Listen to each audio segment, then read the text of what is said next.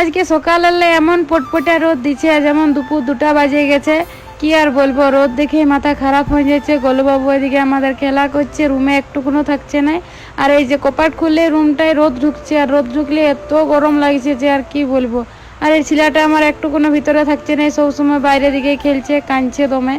তারপরে দেখো গোলবাবুকে খাওয়াচ্ছি সকালে সকালে বলতে 9:30 বাজছে। সে দেখুন ছাগল ভেড়া করে এইটুকু আমি খাওয়াতে পারিছি, বেশি জোর করি নাই। তারপরে দেখো আমাদের গোলবাবু ঘুমাই গেল, আর এখন ঘুমাবার টাইম তো ওই জন্য ঘুমাই গেল।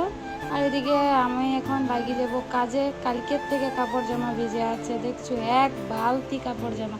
কালকে দুপুরে যেহেতু গোলবাবু ভালো করে ঘুমায়নি, ওই জন্য কাচতে পারি না। যা রোদ, বাপরে বাপ, পটপটা করেছে। তারপরে দেখো এদিকে একটা মন্দির আছে, সকাল থেকে অনেক সুন্দর সুন্দর গান বাজে ঠাকুরের। সকাল থেকে অনেকক্ষণ 10টা 11টা পর্যন্ত বাজে।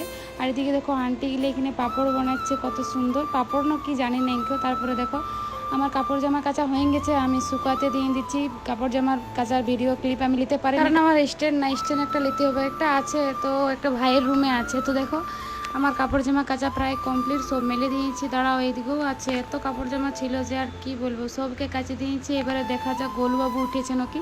তো একটু একটু লড়ছে, মনে হচ্ছে যে আর কিছুক্ষণের মধ্যে উঠে যাবে। তো ফটাফট আমি ওর জন্য খাবার বসেন দিই। এই যে আর গাজর আলু আর পালং শাকের ডালিয়া করে দেবো ওকে, মিক্স সব কিছু দিয়ে। অনেকদিন পরে ডালিয়া করছি। তো এখনের মতন এতটাই বন্ধুরা, দেখা হচ্ছে নেক্সট কোনো মিনি ব্লগে।